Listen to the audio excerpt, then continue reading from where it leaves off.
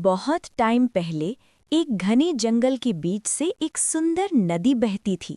जंगल हरा भरा था, पेड़ पौधे हिलते रहते थे और नदी का पानी शांत ढंग से बह रहा था। उस नदी के एक किनारे पर एक खूबसूरत और बहुत ही चालाक हिरन रहता था। वो अपनी जात का सबसे अनमोल हिरन माना जाता था। नदी के दूसरे किनारे पर एक दुष्ट और तेज दांतों वाला मगरमच्छ रहता था। वो एक खजाने का रखवाला था, ऐसा खजाना जो सोने से भी ज्यादा कीमती था। एक दिन हिरन घास चरते हुए नदी के पास आया।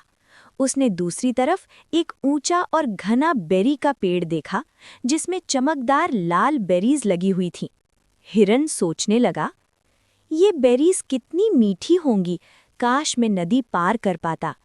लेकिन फिर उसने पानी में छुपा हुआ मगरमच्छ याद किया। अगर मैं पार गया तो वो दुष्ट मगरमच्छ मुझे खा जाएगा। मैं क्या करूं? तब हिरन के दिमाग में एक चालाक प्लान आया। वो नदी से थोड़ी दूर खड़ा हो गया और बोला, राजा आज रात एक बड़ी दावत रख रहे हैं और उन्होंने तुम सब मगरमच्छों को बुलाया है। मगरमच्छ खुश हो गया। सच? दावत? बहुत सारा स्वादिष्ट खाना मिलेगा?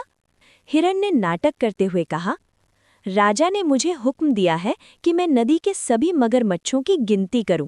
सब छोटे से बड़े तक एक लाइन में खड़े हो जाओ।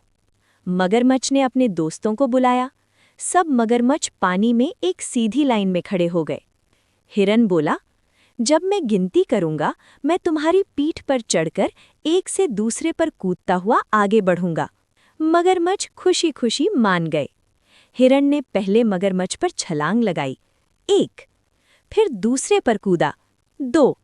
वो एक के बाद एक मगरमच्छ पर कूदता गया और गिनती करता गया। आखिरकार वो नदी के दूसरे किनारे पहुंच गया। बिल्कुल बेरी के पेड़ से मुड़कर मुस्कुराते हुए कहा, शुक्रिया मिस्टर क्रोकोडाइल। मगरमच्छ पहले खुश थे, फिर उन्हें समझ आया कि उन्हें बेवकूफ़ बना दिया गया है।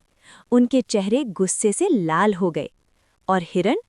वो हंसते हंसते बेरी के पेड़ के पास भाग गया और मज़े से मीठी बेरीज खाने लगा। कहानी का नैतिक संदेश, यानी कि मॉरल ऑफ द स्टोरी। बुद्धि और समझ ही सफलता की असली चाबी होती है।